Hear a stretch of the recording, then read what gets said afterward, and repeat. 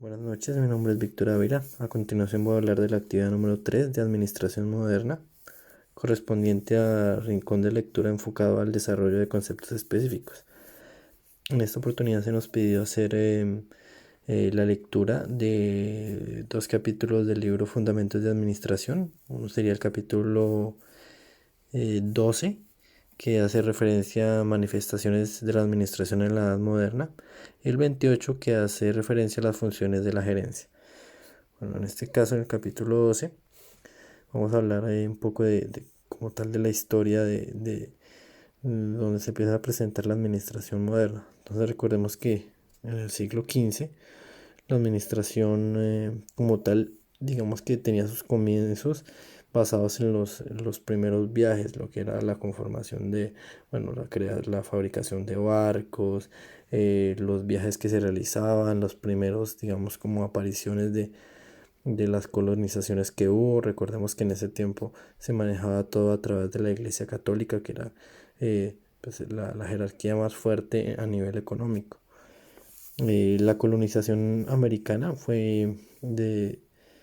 de América fue muy importante, igual que la colonización de Europa. Tenemos en cuenta que estas épocas marcan una referencia importante en la aparición de la Edad Moderna, ¿no? Entre la colonización de América, colonización de Europa y yéndonos hasta la Revolución Industrial.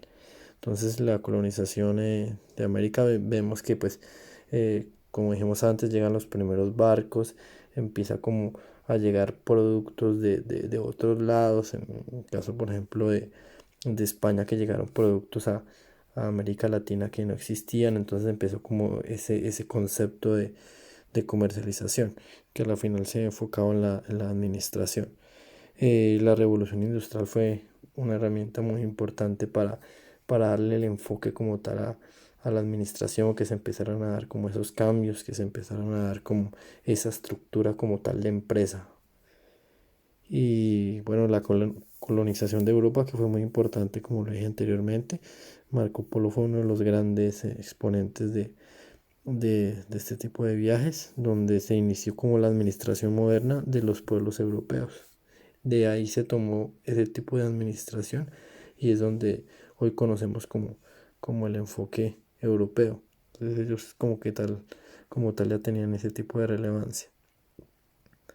Bueno, aquí tenemos como un orden cronológico, como ya les explicamos el tema del siglo XV, las primeras expediciones coloniales que, como lo dije anteriormente, fueron muy importantes, teniendo en cuenta que pues ahí empezó como tal la idea del comercio, de lo que se quería vender. Hubo como las primeras eh, prácticas de conocer por lo menos qué era lo que se quería, en este caso, comercializar y todo eso.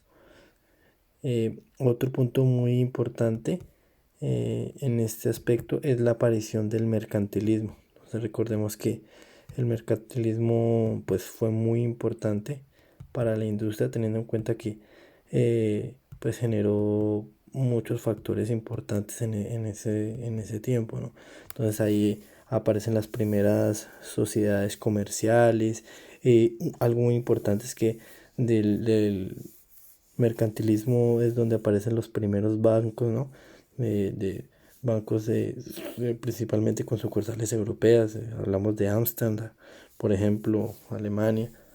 Se adoptaron también sistemas para garantizar deudas y financiar negocios. Entonces ahí como tal aparece el tema más relacionado con el comercio, o sea, ya lo que estamos viviendo ahorita, y es como el primer paso de la administración, donde ya eh, hay antecedentes importantes. Después aparece algo muy importante, que es la aparición del cameralismo. Bueno, para hablar un poco, digamos, de historia, recordemos que cameralismo viene de la palabra cámara. Recordemos que en ese tiempo, pues, cámara significaba como eh, el cuarto o el aposento, digamos, de la reina, y tenía un gran valor porque ahí se guardaban las riquezas, se guardaban los tesoros. Entonces era como el sitio más importante. Posteriormente tiene un enfoque donde se reunían las personas más importantes del reino para hablar de temas económicos.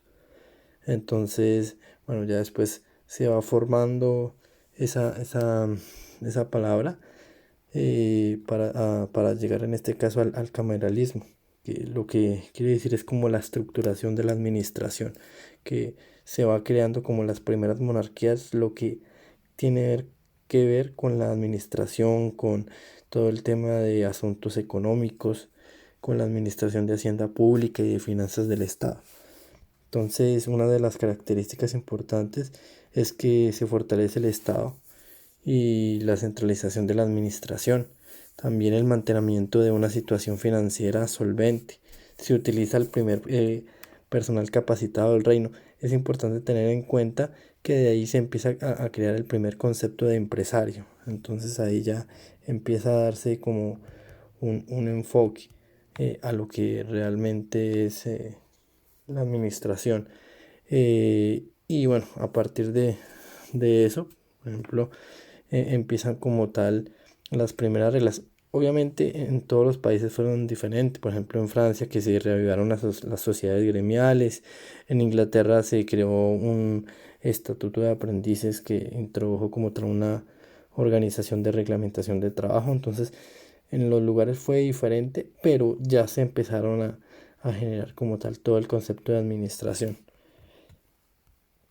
Bueno, ahora ya para pasar como tal a, bueno, de la administración moderna, ¿no?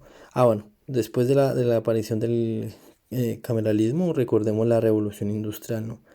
Que es como contemporánea de esa época, pero pues toma una fuerza de administración mucho mayor y pues es lo que genera como hoy en día un tipo de administración mucho más organizada, teniendo en cuenta el comercio que manejamos.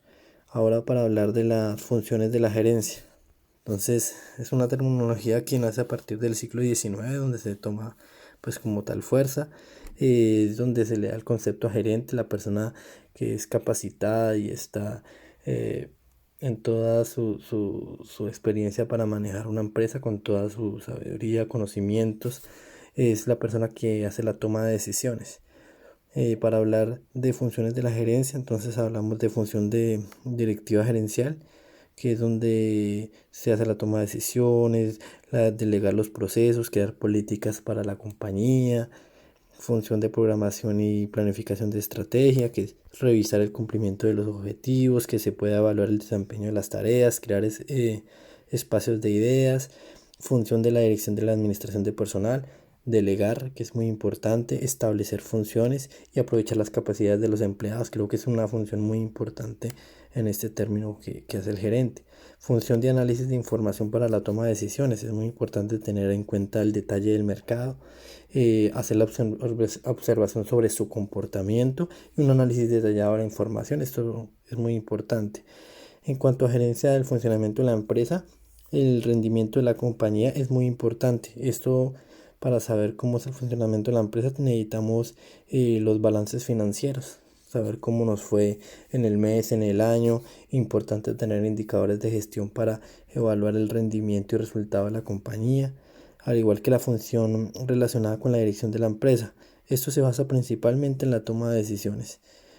Para eso, pues el gerente cuenta con personas también que lo asesoran en diferentes áreas encargadas para ayudar de que esa toma de decisiones sea un poco más precisa.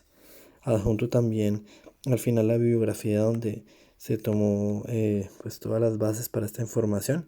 Eso fue todo y feliz noche.